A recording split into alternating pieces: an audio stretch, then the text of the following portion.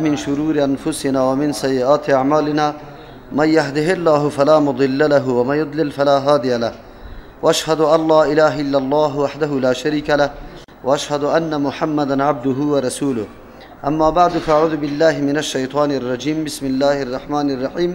أفمن أسس بنيانه على تقوى من الله ورضوان خير أم من أسس بنيانه على شفا جرف هار فانهار به في نار جهنم والله لا يهدي القوم الظالمين.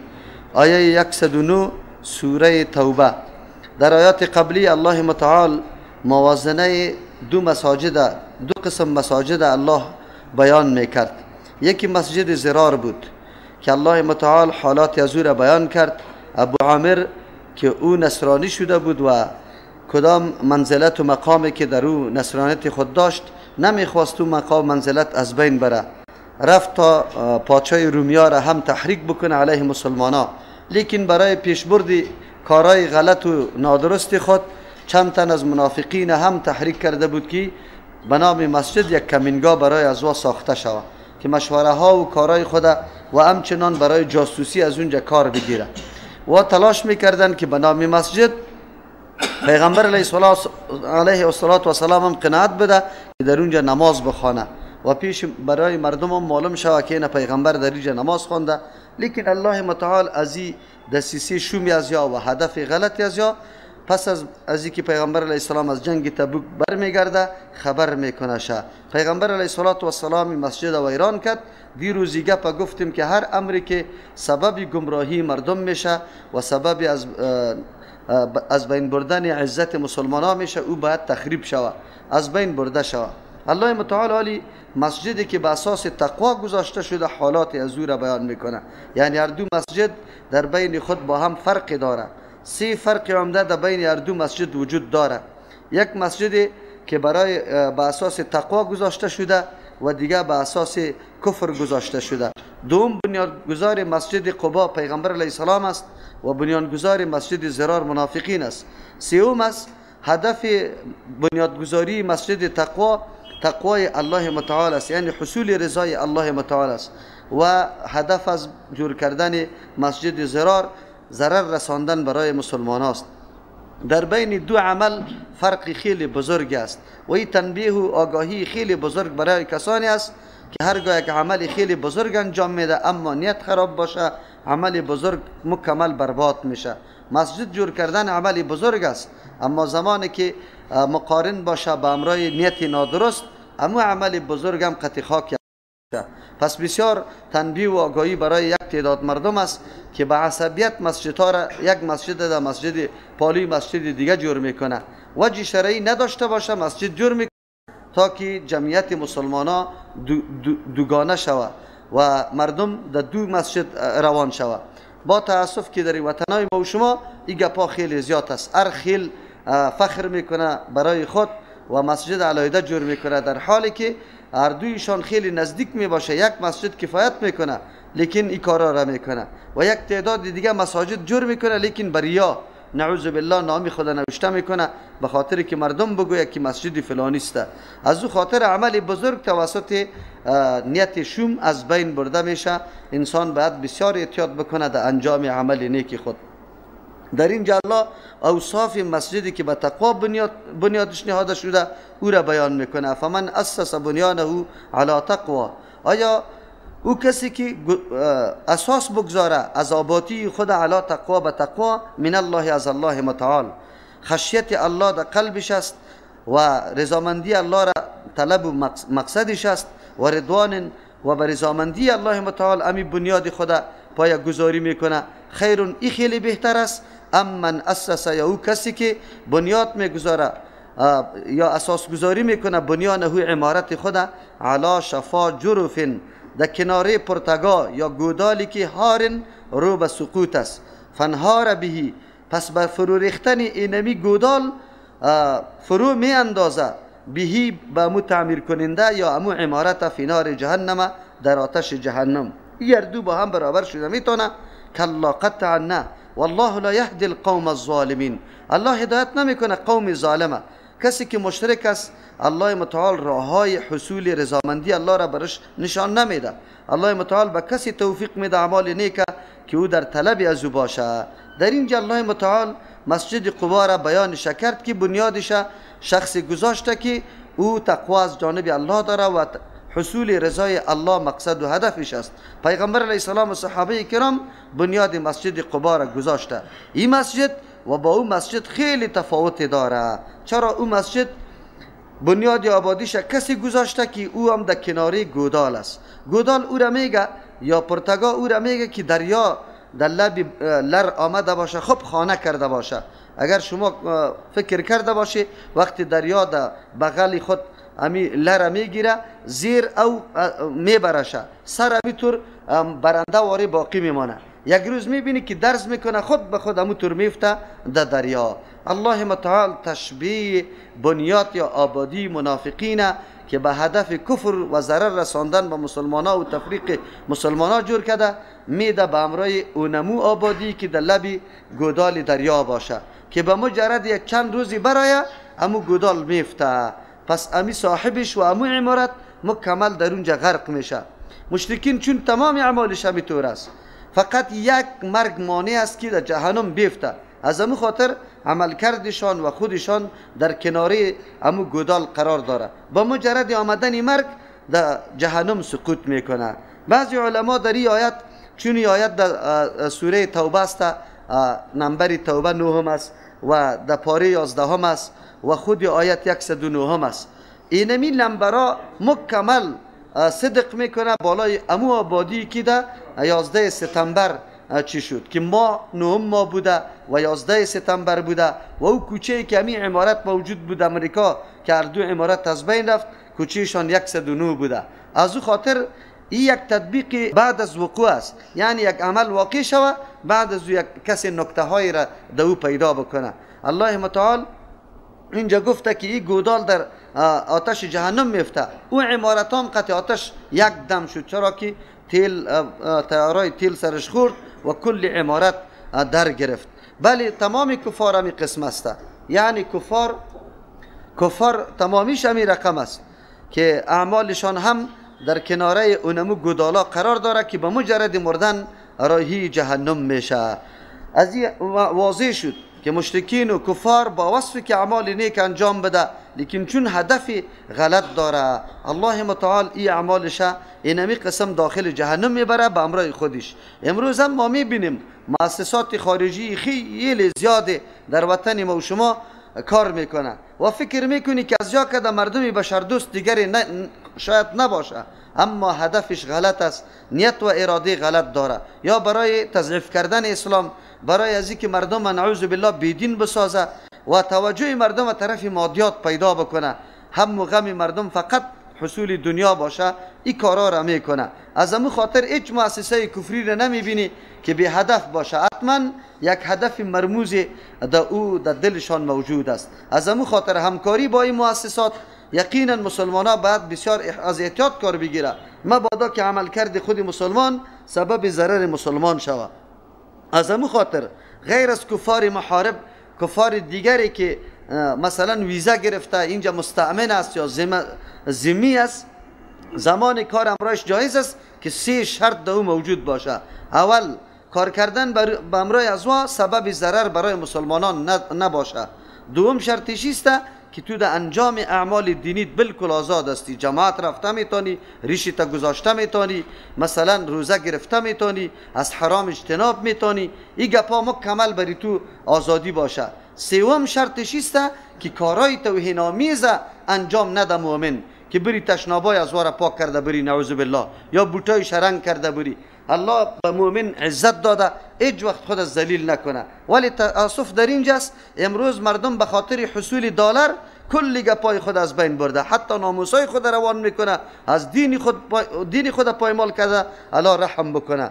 لیکن اینی اعمال مکمل هدر و برباد است. چرا؟ به خاطر که هدف غلط داره، هدف نادرست داره. ده والله لا یهدی القوم الظالمین. همچو آیت ها یک جنبه قانونی داره، یعنی الله متعال یک قانون کلی را بیان میکنه. الله به کی هدایت میکنه؟ کسی که آمادگی داشته باشه، کسی که اراده درست داشته باشه، او تلاشش به این خاطر باشه که من یک چیزی را حاصل بکنم. پس او کفاری که نعوذ بالله اراده نداره که یک قدم طرف اسلام حرکت بکنه یا اسلام بپذیره، الله وارد توفیق نمیده که در راه حق بیاید. اینمی قسم مسلمان وقتی میبینه که من در جماعت روان هستم، در ترجمه قرآن روان هستم، من اینمی صدقه را میکنم، بسیار خوش شوه، به خاطر که الله توفیق عمل نیک برات نصیب کرده. این دلیل عزیزته که الله تو را پذیرفته و الله تو را دوست داره. هر کس الله توفیق نمیده. گرفتن یک خدمت دین از هر کس الله متعال نمیخواه که از هر کس بگیره، از او کسایی میگیره که الله او را راضی است، خوش داره. از امو خاطر به انجام دادن اعمال نیک انسان باید بسیار خوش شوه و دوامی از او را از الله متعال دعا کنه که یا الله برام دیگم توفیق نصیب بکن. امی کار یا خدمت دین الله از هر کس نمیگیره. والله لا یهدی القوم الظالمین، الله راهنمایی نمیکنه، یعنی توفیق انجام اعمال نیک برای قومی که مشرک است نمیده. لا یزال بنیانهم الذی بنوا ریبة فی قلوبهم، الله متعال سرنوشت شومی ایزن امی آبادی را، سرانجام خطرناک از این آبادی را بیان میکنه. کدام تاثیر منفی که بالای قلب امی منافقین داشته او حالت هم الله بیان میکنه. منافقین کدام هدف شومی که داشت او نایل دسترسی پیدا نکردن، لیکن در پیش مردم اعتمادشان سلب شد، ذلیل شدن، قابل ملامت شدن، سر بالا کردن نمیتونستن. الله متعال امو حالات از یارا بیان میکنه. لا یزال بنیانهم، همیشه است آبادی از یا، مراد از آبادی تخریب آبادی از یا، الذی بنو، امو آبادی که بنا کردن، زحمت کشیدن، محنت کردن، چقدر به تکلیفای آبادی را بلند کردن، لیکن باز توسط پیغمبر به امر پیغمبر خراب شد. ریبة فی قلوبهم، همیشه است شک در قلبهایشان، یعنی وسیله استمرار نفاقشان یک مانا، یا این مایه حسرت و ندامتشان است که وای وای تا آلی رخو یک کم مسلمان ها ما را قدر و عزت میکرد، آلی چهره ما افشا شد. چرا که آلی مسلمان ها ما را به حیث دشمن نظر میکنه، نه به حیث ازی، وگرنه ازی پیش به محض ظاهر کردن ایمان در زبان خود ما به بسیار نعمتها و راحتها نائل بودیم. مسلمان ها عزت میکردن، مال غنیمت برشان میداد، آلی اعتماد خود سلب کردن و افشا شدن. از او خاطری مایه حسرت و ندامتشان است. یا مراد از ریبتن اینجا بعض مفسرین خشم و غضب میگیره. این منافقین آلی دیگه هم به خشم و غضب شدن، همیشه در قلبی از یا چکر میزنه. الا ان تقطع قلوبهم، این مردم قدر دشمن است که همی خشم و غضب از یا از بین نمیره مگر که بمرن یا است که دلای از یا پاره پاره کرده شود، یعنی دونم حالت ای از بین میره. منافق همیشه حسد داره، ضد داره، عناد داره و با برملا شدن امی جنایتشان ای تو نمیکنه که یک کمی خود ملامت بکنه و بگویه که واقعا ما خطا کرده بودیم، چرا ما این کار میکردیم، در همی سرزمین زندگی میکنیم، راحت بر ما حاصل است، امن بر ما حاصل است، عزت ما میشه. وقتی که به محض اظهار ایمان زبانی ما اینقدر قدر و قیمت پیدا کردیم، اگر ما با دل ایمان بیاریم چقدر عزت بر ما حاصل میشه. با جای ازی که پشیمان میشدن، تلافی و تدارک امی جنایت خدا میکرد، دیگه هم غصه و غضبشان در قلب اضافه میشه. منافقین همیشه همینطور است. دیروز ما در سری قبر گپ میزدیم، امو کسایی که یقینا در قلبش مریض بود و یک دم در غصه شدن، او غصه از وقت قطعا از بین نمیره. با جای از اینکه یک کمی دقیق میشدن که بله این کلمات درست کلمات است، به خاطر که در مساجد الله مردم از سنت رسول الله منع کردن، خشونت علیش کردن و وارا لطوکوب کردن، یقینا این دشمنی با طریقه رسول الله صلی الله علیه و سلم است و دشمنی با طریقه رسول الله سبب کفر انسان است. بجای از اینکه سری این نقطه تعامل میکرد و میگفتن که یقینا ما سهو کرده بودیم، در حالی که معنا و مفهوم کلمه را هم یاد نداره، ولی امچو انتقاد و امچو لطوکوب در مسجد الله میکنه. مدین روز یادآور شدم به خاطر که مرده دمو جای شده بود که امون در اون مسجد توهین شده بود در مقابل سنت رسول الله. من را گفتم که تعجب است، لا اله الا الله را معنا و مفهومش نمیدانه، اما میخیزه دشمنی با سنت رسول الله میکنه. یک دم هیجانی شدن. این مردم همیشه خشم و غضبش ادامه داره تا که بمرن. بجای از اینکه آلی یک کمی فکر بکنن که ما خو خطا کردیم، ما خو واقعا در بدر شدیم، مخالفت سنت رسول الله را کردیم. آدم علیه السلام خطا شده، و اینطور نمیگه که نه، توجیه میکرد گناه خدا که یا الله توی طور گفته بودی که از اینی درخت نخو. من فکر کردم که یک درخت مشخص میگی، منظورت نوع نبوده. یا اینطور میگفت که دیادم باقی نمانده، یا اینطور میگفت که یا الله چرا این را پیدا کردی که مرا منع کردی از پیشش، برای خوراک پیدا کردی بعد میخوردم.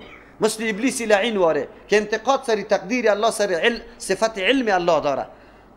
ابلیس انتقاد داره، اما آدم علیه السلام انتقاد نداره. دستی تلافی امو خطای خدا میکنه، رجوع میکنه به سوی الله متعال. یک درس عظیم است. کدام انسان است که خطا نمیشه؟ ما و شما ابتدا مراحل زندگی ما چه قسم است؟ در گناه ها، در جنایت ها مبتلا هستیم، عقیده ما درست نبود، اما زمان بیان حق بر ما تسلیم میشیم و اعتراف میکنیم که الله سر ما معافی بکن. ما یک مرتبه کسی برام گفته بود که در مورد شیخ الاسلام چی نظر داری؟ گفتم مو مجسمه است، نعوذ بالله. گفت چرا؟ ما گفتم میگه که الله سر عرش است، پای خدا شور میده. گفت بکش در کتابش.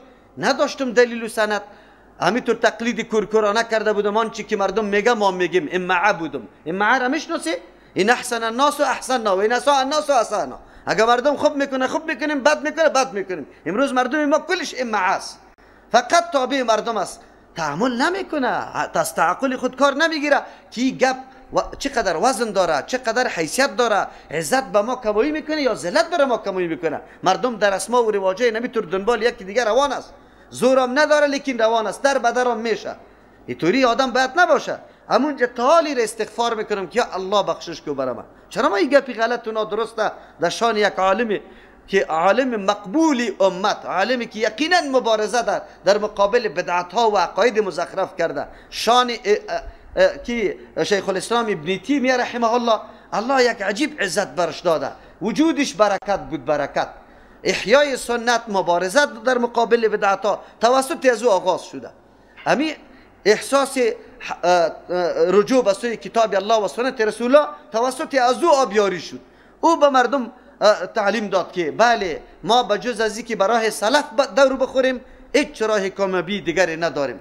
از او خاطر عالی طور نگه که نه توجیه کنم ما قول خدا که ما جاهل بودم. چرا جاهل بودی؟ مطالعه میکردی، بی تحقیق بی سند پشت سر کسی گپ نمیزدی. انسان همیطور خطا میشه، اما تلافیشه به تسلیم شدن حق میکنه، نه به اینکه استمرار بکنه نعوذ بالله سری امو گناه خود. منافقین طور نیست. الله متعال میگه لا یزال بنیانهم، همیشه است آبادی از یا تخریب آبادی از یا الذی امو آبادی بنو کی و جور کردن ریبتن، مایه ندامت و حسرت که همیشه افسوس میخوره که اتباع شدیم. یک بنو ریبتن که جور کردن او چی سبب استمرار نفاقشان است که دیگه هم در نفاق خود همینطور باقی میمانه. فی قلوبهم، در دلهایشان همین نفاق از قلبشان نمیبرای الا ان تقطع قلوبهم، مگر اگر پاره پاره شود دلهایشان دیگه نمیبرای. سوم ترجمه همیشه است امی تخریب آبادیشان بنو که جور کردن ریبتن، سبب خشم و غضب فی قلوبهم، در دلهایشان در مقابل مسلمانان. عجیب است در خانه ما زندگی میکنی، مرا تخریب هم میکنی و باز هم نعوذ بالله زد قتیمه بگی الا ان تقطع قلوبهم. مردمی قدر بدبخت است که بجای از این رجوع بکنه، تعامل بکنه که واقعا ما جنایت کردیم آلی بعد تسلیم شیم، نه این گپ در قلبشان دیگه هم ریشه میگیره تا ای که دلای از یا پاره پاره شود. لیکن والله علیم حکیم، الله علیم است. تمام افکار، اهداف، برنامه ها برای الله معلوم است که اگه انسان چی برنامه داره، چی هدف داره و چی اراده داره. خیر که وقتی الله میدانه اینمی منافقین برملا میکرد یا کلش هلاک میکرد، الله حکیم است.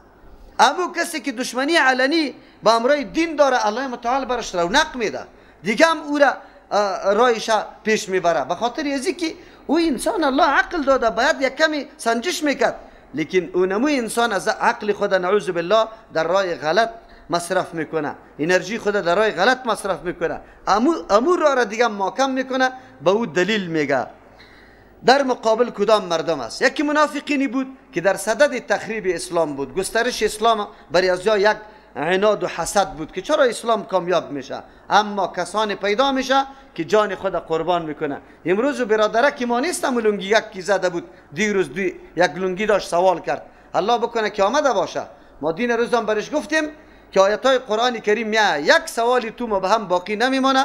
قرآن یک موضوع را همونطور مبهم نگذاشته. اینی آیاتا همون سوال از او را برملا میکنه، داد از انتحار و از استشهاد میزنه که کدامش هست کدامش نیسته، در حالی که مسائل یقینا یک طفل هم میفهمه. کرزی صاحب رئیس دولتتان از خود گریان کرد از دست امریکایا و گفت که مردم چالباز و غلط است، ما را فریب داده. این هر کس میدانه. باز چی ضرورت به سوال است؟ حاجت به سوال نیست که تو میکنی، خود میدانی. باز فرق انتحار استشهاد باید بکو. قرآن چی میگه؟ ان الله اشترى من المؤمنین، یقینا الله متعال میخره میگیره از مؤمنا انفسهم نفسایشانه و اموالهم مالایشانه بان لهم الجنه، که به تحقیق در مقابل مال و نفسشان برای از یا الجنه جنت است. یقاتلون فی سبیل الله، جنگ میکنه در راه الله. فیقتلون، میکشن و یقتلون، خودشان کشته میشه. وعدا علیه حقا، این نسخه مستند پیش الله است، وعده است بالای الله متعال. حقا، وعده راست و درست. فی التورات، که بیانش در تورات هم شده، و الانجیل در انجیل هم شده، و القرآن در قرآن هم شده. و من اوفا، کیست خیلی وفادار به عهدی، به پیمان و تعهد خود، من الله، از الله کرده. کسی میقدر به پیمان خود پابند نیست مثل که الله است. فاستبشروا، خوشحالی حاصل کنی، ببیعکم، به معاملتان، الذی بایعتم به، که شما معامله کرده امرای الله متعال. و ذالک، همین معامله، هو الفوز العظیم، این کامیابی بزرگ است. نفسم الله داده، مالم الله داده. الله اینقدر احسان سری بندگان خود داره که اید پرسان نکن. الله متعال بدون پاداش، بدون کدام بدل و عوض دادن از ما مطالبه کنه. نفستان بدی، مالتان بدی، الله داده پس میگیره. از او خاطر در دعایی که کسی وفات میکرد، پیغمبر علیه السلام دختری خود نوشته کرده بود زمانی که نواسش جان کندن میکرد، پشت پیغمبر نفر روان کرده بود. او پس برش نوشته کرد یا گفت بری صحابی که برو به دخترم بگو ان لله ما اخذ و له ما اعطا، برای الله آن چیزی که میگیره و برای از دوست آن چیزی که داده. اولاد است الله داده، الله پس میگیره. زندگی را داده، الله پس میگیره. و کاری الله متعال است. و کل عنده باجل مسمى، هر کدام ما یک تاریخ مقدر و مقرر داریم، پس و پیش شده نمیتونه. هر قدر بدوی شوشتا بکنی، اگر تاویزا بکنی، نه، او تاریخی را که الله مقدر کرده همونطور مقدر است. فلتصبر ولتحتسب، باید صبر بکنه، باید طلب اجر از الله بکنه. در مقابل همین تکلیف و مصیبت از الله درخواست بکنه که الله مرا محروم از اجر نسازی. به دختری خود ای را نوشته میکنه. این درس است برای ما که همه چیز از الله متعال است. لله ملک السماوات والارض. روزی فرا میرسه که یک انسان در دنیا باقی نمیمانه، همه چیز به الله باقی میمانه، ملکیت الله متعال است. لیکن الله متعال عجیب امتحانی را میکنه. میده مال برد، لیکن بعد از او دمین مال تر مورد امتحان قرار میده. میده جان برد، ولی باز مورد امتحان قرار میده. تا بیع 5 رکن داره. 5 بایع کسی که فروشنده است، مشتری کسی که خریدار است، مبیعه چیزی که خریده میشه، ثمن قیمتی که در مقابل اینمی مبیعه پرداخته میشه، و سند بالای اینمی معامله. 5 چیز است در این آیت قرآن کریم. هر 5 چیز ذکر میشه. بایع کیست؟ مؤمناست، مؤمنای مخلص، مؤمنایی که واقعا درک ده حقیقت الله را میشناسه، صفات الله را و حقیقت خودم درک کرده. هر کسی کار نمیتونه. کسی میتونه که الله را میشناسه، خود هم میشناسه، خودم مملوک الله میدانه، او مردمایی کار کرده میتونه. بایع مؤمن مخلص است. مشتری الله متعال است. الله متعال است. وقتی الله متعال نفس تو را و مال تو را میگیره، چطور شده میتونه که تو پیش نکنی برای الله متعال؟ مبیعه چیست؟ نفس مسلمان و مال مسلمان است. این مبیعه است. ثمن چیست؟ ثمن بان لهم الجنه، جنت الله است. سند کدام است؟ سند آن چیزی که در تورات، در انجیل، در قرآن کریم مکملی گپ ذکر شده. کسی اگر این فکر بکنه که اینی تعهد کی در سر میرسانه از الله، که کسی پابند تعهد دیگه کس نیست. از هیچ ناحیه در این معامله قطعا قصور و کتایی وجود نداره.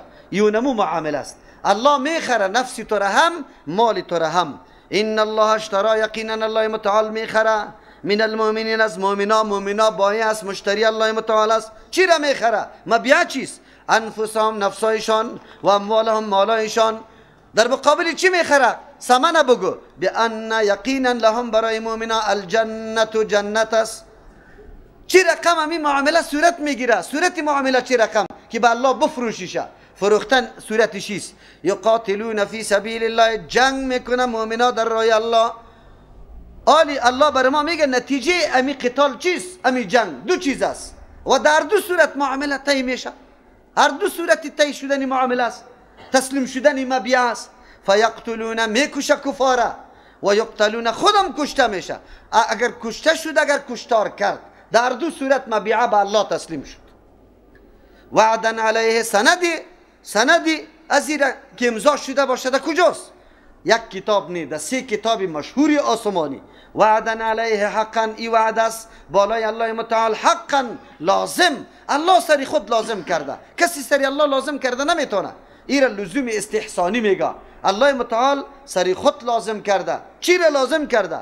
این همی وعده را فی التوراتی که بیانش در تورات شده، و الانجیل در انجیل شده، و القرآن در قرآن کریم شده. در سه کتاب مشهور آسمانی معامله بیع تو مکمل سندش امضا شده. بعد از او آلی اگر کسی بگوید که وفاداری میشه، و من اوفا کیس خیلی پورا کننده وفادار به عهدی به پیمان خود، که پیمان خود اتمی در سر میرسانه، من الله از الله کرده. کسی دیگری هست؟ پس وقتی یک انسان اینطور بیع را به امرای الله بکنه، از او خاطر الله میگه خوشی را اظهار خوشی کنه. فاستبشروا ببیعکم الذی بایعتم به، شما خوشی را ظاهر کنه به اون معامله که کرده با امرای الله متعال. اینی معامله است.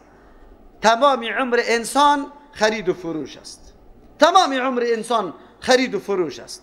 اگر ما بدانیم ما با توسط بند کردن نفس خدا، دهن خدا، از مفطرات ثلاثه، خوردن، نوشیدن، از جماع و همبستری کردن، یعنی تمام اعضای خدا از آن چیزی که غیر مشروع و نامناسب است و الله منع کرده خدا بند کردن، اینی معامله است با امرای الله متعال.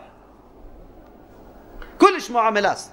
الله متعال در مقابل بر ما پاداش میده، ما معامله میکنیم. اینمی قسم در جان ما میرقم است.